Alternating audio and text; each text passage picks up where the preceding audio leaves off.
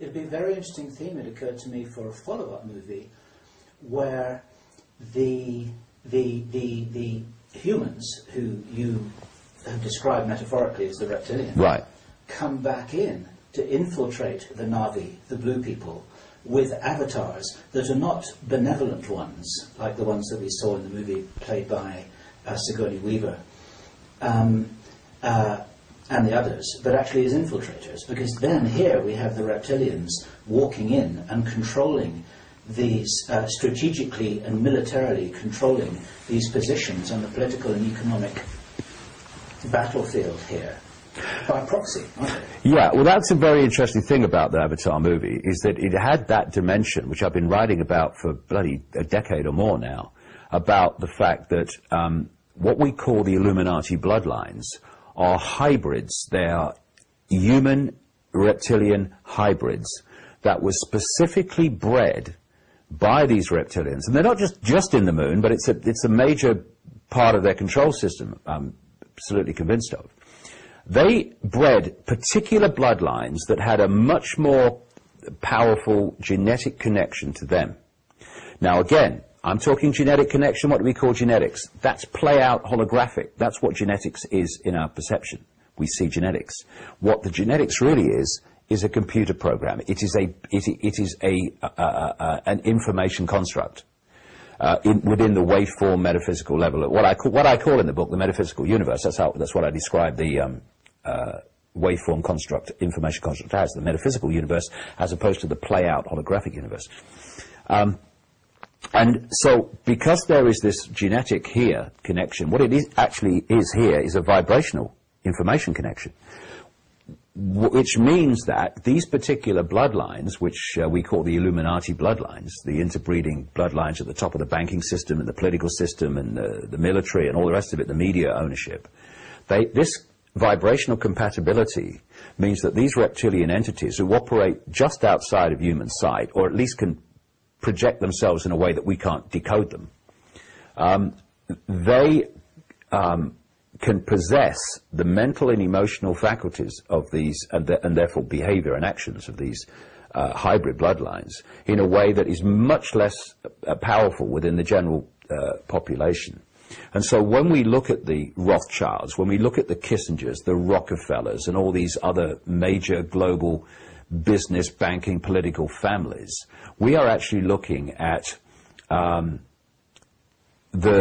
middlemen and women vibrationally between the reptilians outside of human sight and the human society. And when you take this analogy, you know, when a scientist wants to work with something which is dangerous to work with, what he'll do is, you see them from time to time, they have a big tank, the dangerous materials in the tank. Scientists is on the outside of the tank, think vibrational field, this reality, their reality, overwhelmingly. They can come in and out, but they can't stay here for that long. That seems to be a problem. And what the scientists do in the laboratory is they put these big gloves on, so that although they're outside of this reality, they can work in it. These Illuminati bloodlines are in effect those gloves. They are the vehicle that allow them to infiltrate human society within our frequency range of perception, from their frequency range of perception. And like I say, they can come into this reality. I'm sure there are some that are within our reality and can stay here, quite possibly. But the major ones, the major controlling force, can come in, but it can't stay for that long. And I think there's a lot of symbolism in this with the stories of vampires and Dracula, who they can't come out. You know, when the sun comes out, they have to disappear and all the rest of it, and stay out of the sunlight. There's a lot of symbolism in there of that, because the whole foundation of vampires, the vampire stories, comes from these reptilian entities. I would suggest for this reason. They can come into our reality, which is vibrationally not totally compatible with them, therefore they can't stay too long before they get dismantled vibrationally and badly affected. But one way they can stay longer is by drinking human blood, because human blood, again, if you take it from the the holographic, which we see as red stuff going through veins, you bring it into this metaphysical universe level, it's again information. It's a vibrational state. And by consuming human blood, it carries the human genetic code, therefore, metaphysical universe, vibrational code, and it allows them to stay in this reality for longer. And so this is one reason, there will be others, but this is one reason why where you follow these bloodlines through, etc., you eventually hit things like pedophilia, and you hit Satanism, human sacrifice. Human sacrifice to who? The gods, the reptilian gods who feed off that energy of terror and fear, etc., which a satanic human sacrifice systematically builds up in the way it's done. Another thing is that within visible light, within our frequency range, whatever you want to call it, electromagnetic spectrum, when these entities are within that reality, they eat humans like we eat cattle and sheep and animals. And this is, again, a theme going right back in the ancient world of the reptilians eating humans, sacrifices to the gods and all the rest of it. But when they're outside of this reality, in their own vibrational reality, they are feeding off our energy. They're vampiring off our energetic state. Now, if I am going to vampire an energy source, that energy source must be within the frequency range that I can connect with. If it's radio 1 and I'm radio 2, I ain't going to vampire that. I have to make that connection. And so what they've done is structure society to keep humanity. This is not the only reason they've done this. They've done it to keep us in the moon matrix frequency range, which operates for the same reason within this same frequency range I'm talking about. They have structured society to generate maximum fear, maximum stress, maximum frustration, maximum anger, maximum conflict, because that low vibrational energy and wars, like world wars and stuff like that, and 9/11s, they generate enormous amounts of human low vibrational emotional energy. And they feed off this stuff. And then that power, that sustenance is then recycled back in the control system.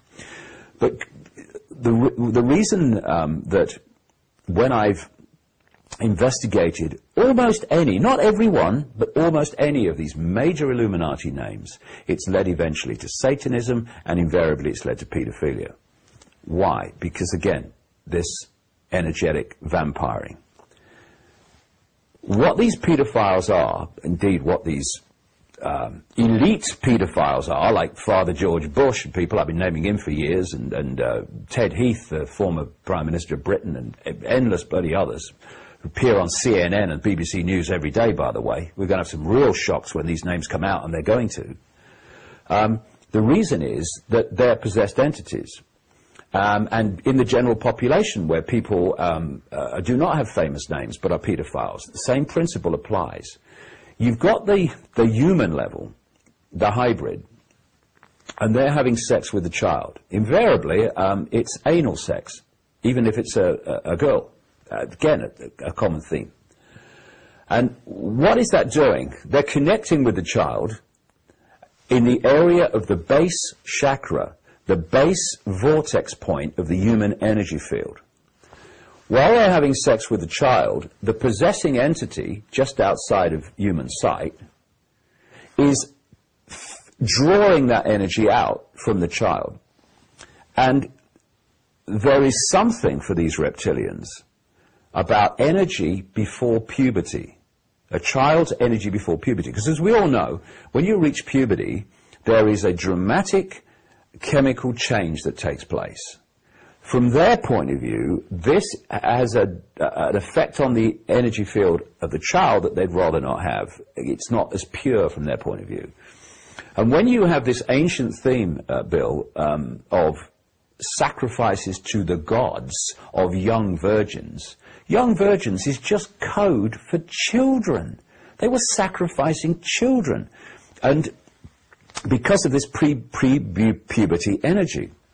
And so there is a very clear explanation, once you take this picture on, why so many of the elite people in the banking system, politics, and all these other elite institutions are both Satanists and pedophiles, or one or the other, usually kind of both if you go deep enough into it. And they are feeding off human energy, particularly feeding off the child's energy. And I read a passage in one of the Carlos Castaneda books, after I'd understood all this, where he's quoting his shaman source. Carlos Castaneda books were in the 60s, that kind of period, when he was writing about the teachings of someone called Don Juan Matos, a Central American shaman. Some people say Don Juan didn't exist. I tell you what, if he didn't exist, well, you know, Castaneda was a bloody genius then, because what he put in his mouth was unbelievably accurate. And